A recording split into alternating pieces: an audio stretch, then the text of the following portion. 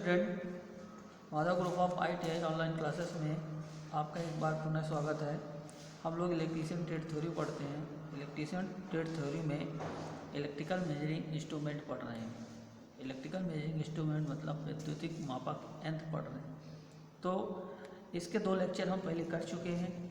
आज हम लोग अपना लेक्चर नंबर 3 करेंगे, जिसे हम 2 पार्ट में, छोटे छोटे पार्ट में करेंगे। ठीक है, तो आइए शुरू करते हैं मेजरिंग इंस्ट्रूमेंट का लेक्चर नंबर 3 का पार्ट नंबर 1। तो कल के लेक्चर में हमने 2 इंस्ट्रूमेंट पढ़े थे। एक हमारा मूविंग कॉयल टाइप में था और एक मूविंग आयरन टाइप में था। ठीक है, उनके बारे में अच्छे से समझा था, देखा था उनकी टॉर्क इक्वेशन क्या बनती है, फिर कौन अच्छा होता है कौन बुरा होता है। ठीक है, ये सब चीज़ें हमने देखी थी। आइए आज हम 2 मीटर और पढ़ते हैं। एक है हमारा एमीटर और दूसरा होगा हमारा वोल्ट मीटर। ठीक है, तो एमीटर जो होता है, एमीटर ये क्या होता है, हमें करंट का मेजर करता है। क्या करता है? ये करंट को मेजर करता है। यानी एमीटर जो होता है वो धारा को मापता है, धारा को मापता है। पहला पॉइंट तो ये कि इसके द्वारा क्या नापा जाता है, धारा नापी जाती है परिपथ की। फिर इसी में दूसरा पॉइंट लिखेंगे, किसी भी परिपथ में धारा को नापने के लिए एमीटर को हमेशा कैसे लगाते हैं, समांतर क्रम में लगाते हैं। तो एमीटर हमेशा परिपथ में सदैव समांतर क्रम में लगाया जाता है।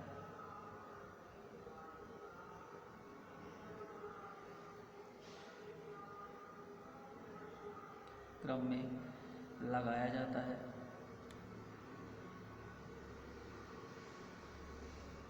ठीक, ये हुई क्या कहा हमने कि धारा को नापता है और हमेशा कहाँ लगाया जाता है, समांतर क्रम में लगाया जाता है। ठीक है, और अगला पॉइंट इसमें लिखेंगे कि आदर्श मतलब आइडियल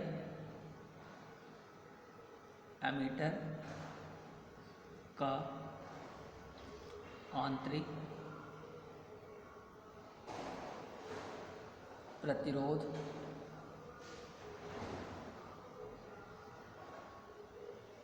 क्या होना चाहिए, शून्य होना चाहिए। क्या होता है? शून्य होता है। ठीक है, तो ये तीनों पॉइंट आप याद रखेंगे, एग्जाम में पूछे जाते हैं कि धारा मापने की इकाई या धारा मापने का यंत्र एमीटर, या एमीटर से क्या नापा जाता है, धारा। ठीक है, परिपथ में एमीटर कहाँ लगाते हैं, तो समांतर क्रम में हमेशा लगता है। ठीक है, फिर एक आदर्श एमीटर का आंतरिक प्रतिरोध कितना होना चाहिए, तो शून्य होना चाहिए। भैया उसका आंतरिक प्रतिरोध जो है, जब प्रतिरोध शून्य होगा या कम से कम होगा तभी तो उसमें से धारा प्रवाहित होगी, और जब धारा प्रवाहित होगी तभी तो वो मेजर कर पाएगा। ठीक है ना, बात समझ में आती है। तो एमीटर का जो आंतरिक प्रतिरोध है, वो एमीटर जिसे हम एमीटर प्रतिरोध कहते हैं, उसका वो क्या होना चाहिए, शून्य होना चाहिए या कम से कम होना चाहिए। ठीक है, तो शून्य होगा तभी उसको हम आइडियल कहेंगे, लेकिन ऐसा होता नहीं है। कॉयल लगेगी, कॉयल का कुछ ना कुछ प्रतिरोध होगा, तो शून्य तो नहीं होता, कम होता है। लेकिन थ्योरेटिकली हम कह सकते हैं कि अगर प्रतिरोध शून्य है तो मीटर आदर्श होगा, आइडियल होगा। ठीक है, चलिए तो इसके बाद बात करते हैं कि मान लीजिए हम किसी परिपथ का में धारा नापना चाहते हैं, तो धारा नापने के लिए हम क्या करेंगे, एमीटर लगाएंगे। अब हमारा मीटर जो है, हमारा मीटर कम रेंज का है, कम रीडिंग दे रहा है, हमें परिपथ में ज़्यादा धारा को नापना है। हमें मतलब ऐसा करना है कि मीटर की रेंज कम है और धारा का क्या है, ज़्यादा नापना है, ज़्यादा चाहिए, ज़्यादा नापना है, तो क्या करें?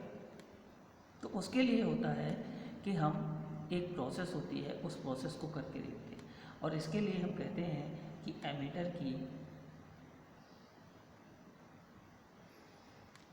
की माप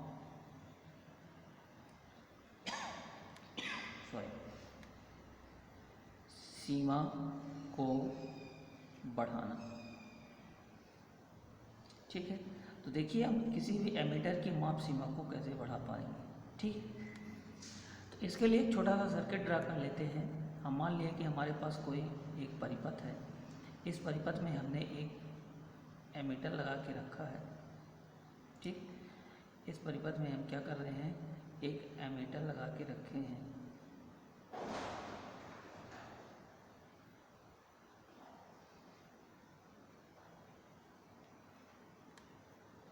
और इसकी हम माप सीमा को बढ़ाना चाहते हैं, तो इसके समांतर क्रम में क्या करेंगे, एक प्रतिरोध लगा देंगे। ठीक है, प्रतिरोध लगा देंगे और यहाँ से सॉरी यहाँ पे स्टूडेंट थोड़ा सा सुधार लीजिएगा। इसको हम हमेशा समांतर में नहीं, किस में लगाते हैं, श्रेणी क्रम में। I am very sorry, mistake हो गई थी। इसको हम हमेशा किस में लगाते हैं, श्रेणी क्रम में लगाते हैं। परिपथ में हमेशा किस में लगता है, ये श्रेणी क्रम में लगता है।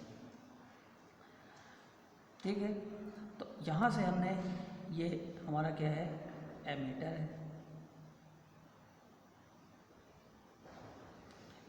ये एमीटर का क्या प्रतिरोध हो गया, RM, और इसमें जो धारा जाएगी इस ब्रांच में, ये जाएगी IM। ठीक है, अब इस एमीटर के समांतर क्रम में हमने एक प्रतिरोध लगाया, जिसे दिया नाम RSH, शंट प्रतिरोध। ठीक, और इस ब्रांच में जो धारा जाएगी वो जाएगी ISH। ठीक, जब आप इसको सप्लाई से कनेक्ट करेंगे, यहाँ सप्लाई देंगे,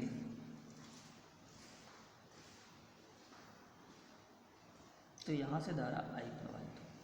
ठीक है, इतना सिनेरियो समझ में आया। ठीक, हमें किसी एमीटर, अब ये हमारे पास परिपथ है, परिपथ में हमने एमीटर लगाया है। अब हमें एमीटर की माप सीमा को बढ़ाना है, तो क्या कर रहे हैं, यहाँ पे हम माप सीमा को बढ़ाने के लिए क्या कर रहे हैं, यहाँ पे एक प्रतिरोध लगा रहे हैं। ठीक है, तो यहाँ पे हम लिख दे रहे हैं कि एमीटर की माप सीमा को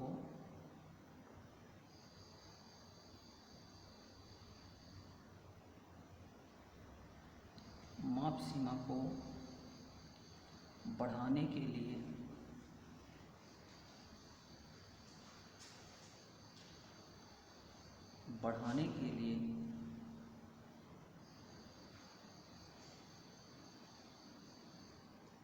क्या करते हैं,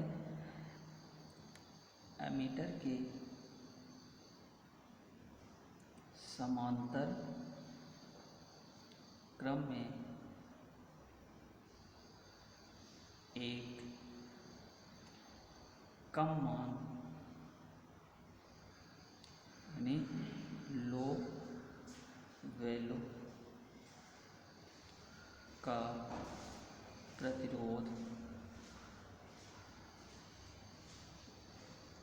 जोड़ देते हैं।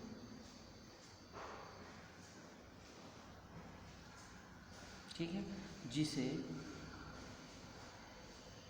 शंट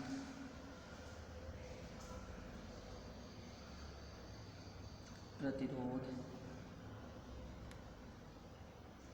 कहते हैं। ठीक है, तो ये क्या है हमारे लिए, ये एक तरह से शंट प्रतिरोध है।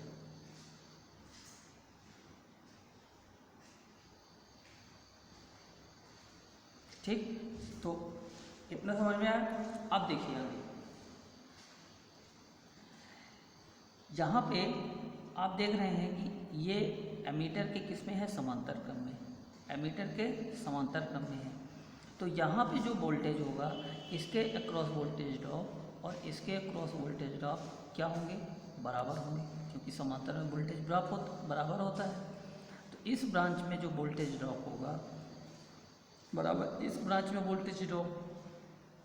ठीक है, तो यहाँ पे हम लिख सकते हैं कि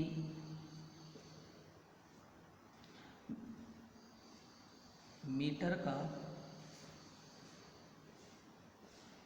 वोल्टेज ड्रॉप बराबर इसका शंट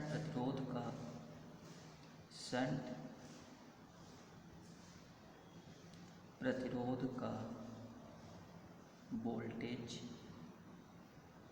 ड्रॉप। इतनी बात समझ में आ रही है? दोनों ब्रांच किसमें है? समांतर में है, तो दोनों में जो वोल्टेज होगा, वोल्टेज ड्रॉप होगा, वो क्या होगा? समान होगा। अब वोल्टेज ड्रॉप क्या होता है? I into R. तो इसके लिए वोल्टेज ड्रॉप जब लिखेंगे तो इसकी धारा IM और इसका प्रतिरोध RM, और जब शंट का वोल्टेज ड्रॉप लिखेंगे तो शंट की धारा, शंट का प्रतिरोध, तो शंट की धारा ISH और प्रतिरोध RSH। ठीक है। अब यहाँ से हम क्या करते हैं? यहाँ से हम RSH का मान निकाल लेते हैं। तो RSH बराबर क्या कहेंगे? IM इंटू RM बटे ISH। ठीक।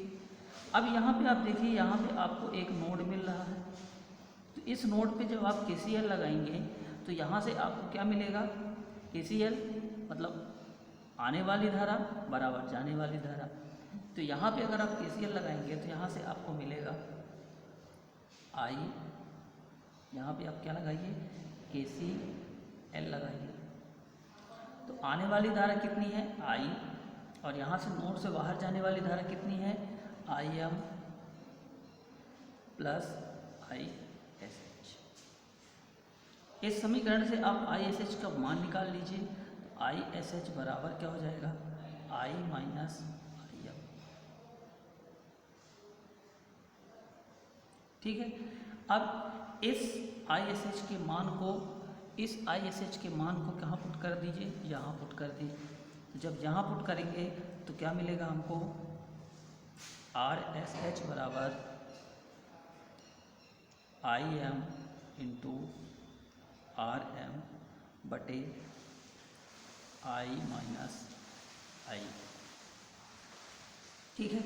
अब IM से ऊपर और नीचे डिवाइड कर दीजिए। तो IM से, या इसको इस तरह हम लिख सकते हैं, RSH बराबर RM अपॉन में I माइनस IM बटे IM। ठीक है। अब इसी को आगे ले चलते हैं। तो हम क्या करते हैं?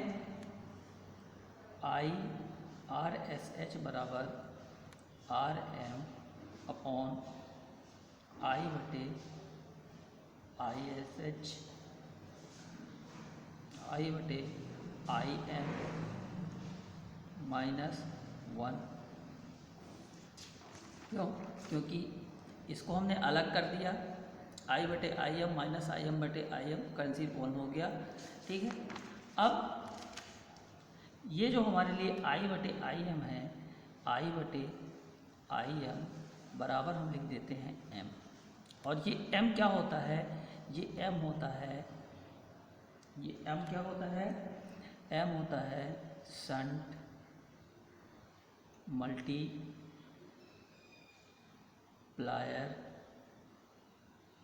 फैक्टर। शंट मल्टीप्लायर फैक्टर, इसे क्या कहते हैं? Shunt multiplier.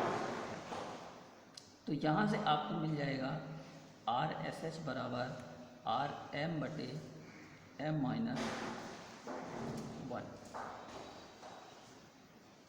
ठीक है। तो ये फार्मूला होता है कि शंट प्रतिरोध निकालने का, कि RM बटे M माइनस 1। ठीक। अब आप किसी एमीटर की माप सीमा को बढ़ाना चाहते हैं तो उसके समांतर क्रम में आपको एक प्रतिरोध लगाना है, लेकिन वो प्रतिरोध कितने मान का लगाना है वो डिसाइड करेगा ये फार्मूला। ठीक है। कि ये फार्मूला बताएगा कि आप इतने मान का प्रतिरोध लगा दीजिए तो आपका मीटर इतने एम्पियर तक की धारा को माप लेगा। क्लियर है? इतनी बात समझ आई? तो ये वेरी वेरी इंपॉर्टेंट होता है। यहाँ से डायरेक्ट ये एक तो ये फार्मूला भी पूछा जाता है, और इसमें छोटे छोटे सवाल बनते हैं, वो सवाल भी पेपर में पूछे जाते हैं। तो अपन सवाल कुछ कर लेंगे, 2-4 ठो देख लेंगे। अब इसके आगे देखते हैं। तो ये तो हुआ हमारा क्या? शंट प्रतिरोध निकालने का फार्मूला। किसका? शंट प्रतिरोध।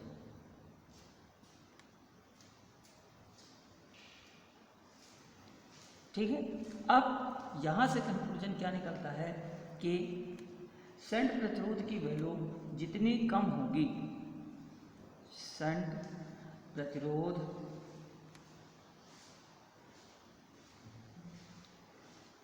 का मान जितना कम होगा, एमीटर धारा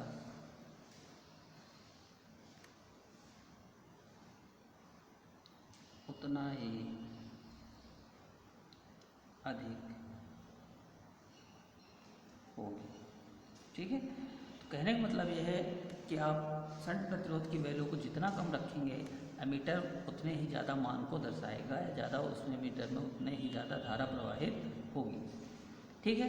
अब इसमें एक केस और बनता है, एक स्पेशल केस बनता है कि भैया मीटर है तो तापमान बढ़ेगा, धारा प्रवाहित होगी, तापमान बढ़ेगा, और तापमान बढ़ने से इस शंट प्रतिरोध पे कोई इफेक्ट आएगा। ठीक है। तो क्या होता है कि यहाँ पे हम एक रेजिस्टेंस और लगा लेते हैं, और उस रेजिस्टेंस को कहते हैं स्वैम्पिंग रेजिस्टेंस। कौन सा रेजिस्टेंस? स्वयं प्रतिरोध। तो ये स्वयं प्रतिरोध करता क्या है? ये स्वयं प्रतिरोध क्या करता है कि तापमान को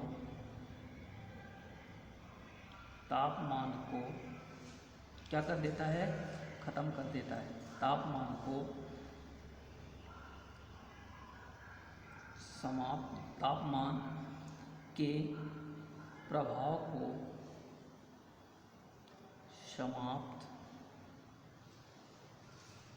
कर देता है। ठीक है। और ये बना किससे होता है? तो ये जो स्वयं रेजिस्टेंस होता है, स्वयं प्रतिरोध, किससे बनता है? ये बनता है भैया, एक धातु होती है जिसको बोलते हैं मैग्नीन। ठीक, किससे बनती है? मैग्नीन से। ठीक, तो ये याद रखिएगा, आपसे क्वेश्चन पूछा जाता है ज़्यादातर कि परिपथ का तापमान प्रभाव खत्म करने के लिए क्या लगाते हैं? तो स्वयं प्रतिरोध लगाते हैं। ठीक है। और स्वयं प्रतिरोध किससे बनता है? तो मैग्नीन धातु से बनता है।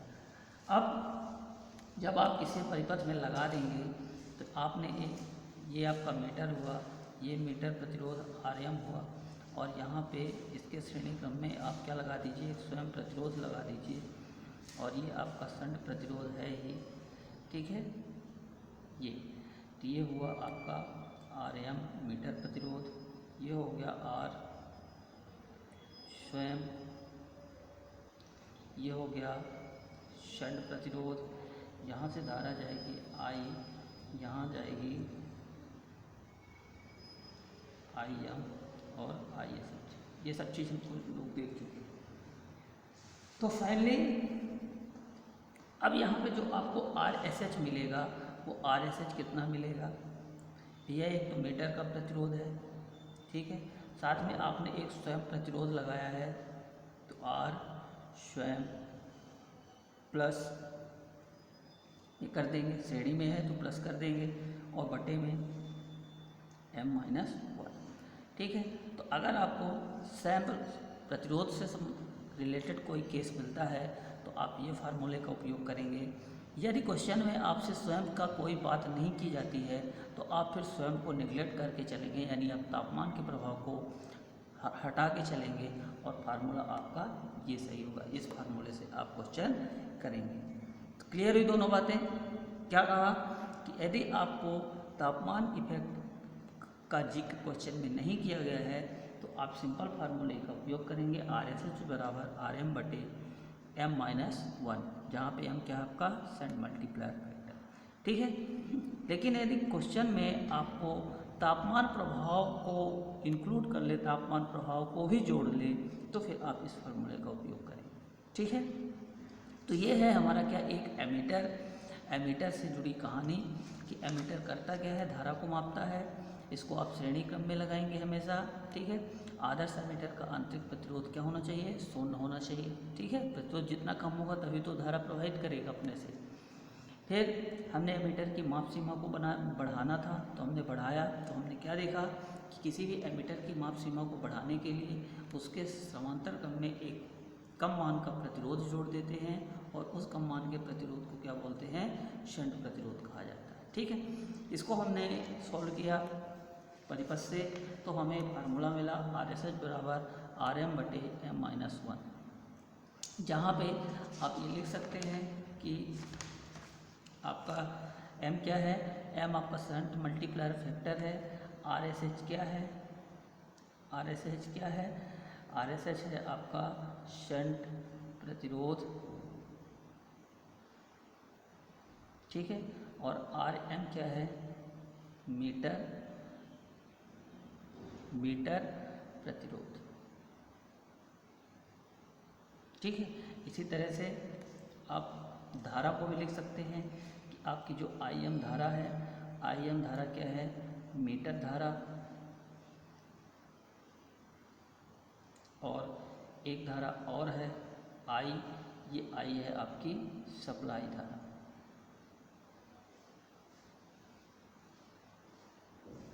तो आपका ये पार्ट नंबर 1 यहीं पे एंड करते हैं।